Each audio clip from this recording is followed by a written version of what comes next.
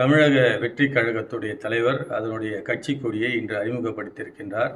அந்த கட்சி கொடியிலே யானை சின்னம் இடம்பெற்றிருப்பதனால் எங்களுடைய கருத்துக்கு அது எங்களுடைய மத்திய தலைமை இது போன்ற யானை சின்னம் இடம்பெற்றிருக்கின்றது, அவர்களிடம் சட்ட விளக்கங்களை சொல்லுங்கள் என்று 1968ஆம் ஆண்டு சிம்பிள்ஸ் ரிசர்வேஷன் அலாட்மெண்ட் ஆர்டர் என்று சொல்லக்கூடிய தேர்தல் கமிஷனுடைய சட்டத்தின் அடிப்படையிலே 2003ஆம் ஆண்டு ஒரு அமெண்ட்மெண்ட் எடுத்து 2004ஆம் ஆண்டு அது சட்ட வடிவம் பெற்று யானை சின்னத்தை அசாம், சிக்கிம் தவிர மற்ற மாநிலங்கள் அனைத்திலும் வேறு யாரும் எந்த மாநில கட்சிகளும் பகுஜன் சமாஜ் கட்சியை தவிர வேறு எந்த மத்திய கட்சிகளும் அங்கீகரிக்கப்பட்ட அரசியல் கட்சியாக இருந்தாலும் அங்கீகரிக்கப்படாத அரசியல் கட்சிகளாக இருந்தாலும் யாரும் எந்த வடிவத்திலும் யானை சிம்பலை பயன்படுத்தக்கூடாது என்று சட்டம் இருக்கின்றது.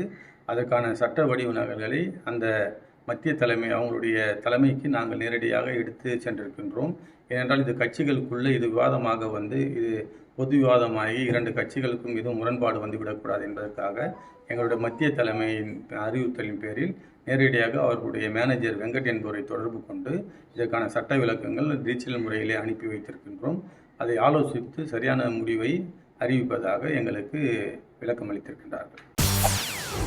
செய்திகளை உடனுக்குடன் தெரிந்து கொள்ள உடனே சப்ஸ்கிரைப் பண்ணுங்க.